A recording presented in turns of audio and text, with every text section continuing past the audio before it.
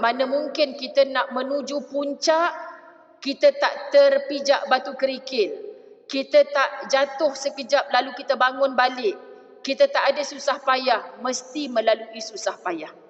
Jadi susah payah ini bila mana kita tempuh, kita akan bertemu dengan hikmah baru. Ikhlas baru syaitan datang terpelanting. Syaitan datang terpelanting. Tak berani dah nak hasut kita. Tapi kalau belum ikhlas, tadi ikhlas ni Ustazah, tapi sebab share kat Facebook ada 1 juta like, jadi tak ikhlas pula dah. Maka share kalau niat untuk menunjuk cara. Jangan niat untuk menunjuk-nunjuk. Orang tak tahu jadi tahu dengan aku share. Tujuan aku share memang untuk menunjuk cara. Ramai orang tak tahu kat Masjid Berjerutung ni ada majlis ilmu. Kalau hari ni aku share, ramai yang hadir, insya-Allah kelas akan datang, orang boleh tahu kat mana tempat majlis ilmu yang kita boleh hadir. Tujuan menunjuk cara, bukan menunjuk-nunjuk. Itulah riak yang membatalkan pahala ikhlas kita. Faham sahabat-sahabat muslimat dirahmati Allah. Lalu antara mereka ada orang yang membunuh dan terbunuh. Biasa bila kita bermujahadah, bila kita nak berkorban, muslimat dirahmati Allah, nak capai kejayaan, nak berada dalam kebaikan, pasti ada sesuatu yang kita perlu korbankan. Faham ya?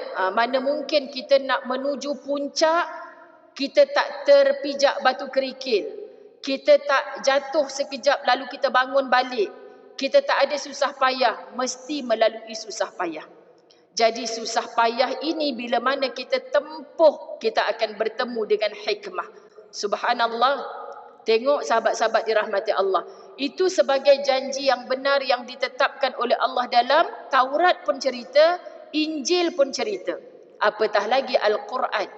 Siapakah lagi yang lebih menyempurnakan janjinya daripada Allah?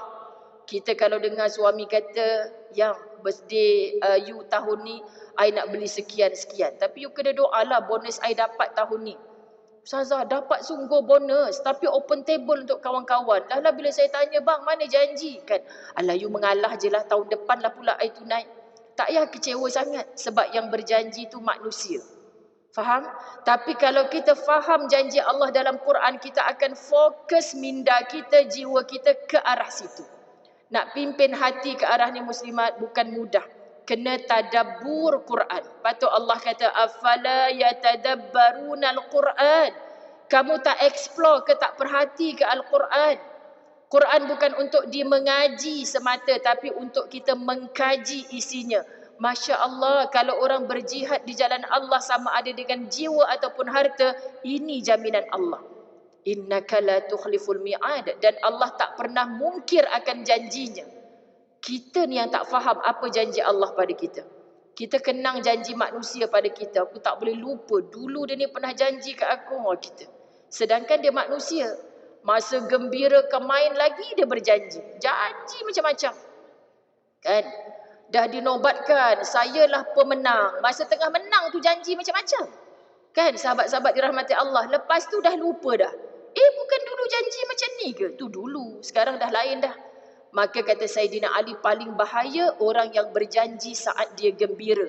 Sebab dia seperti orang mabuk dalam gembiranya. Dia tak sedar apa yang dia cakap. Patut dalam surah Al-Baqarah ayat paling panjang adalah tentang hutang. Catat hutang kamu.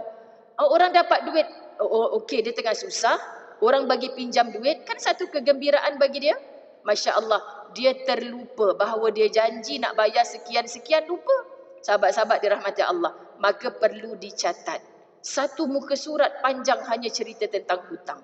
Jadi merasa nak masuk syurga sebab amal soleh banyak, tapi kita bikin orang tertunggu-tunggu, kita sengaja tak bayar hutang, sengaja. Nabi sampai tak nak solat jenazah kepada orang yang sengaja tak bayar hutang.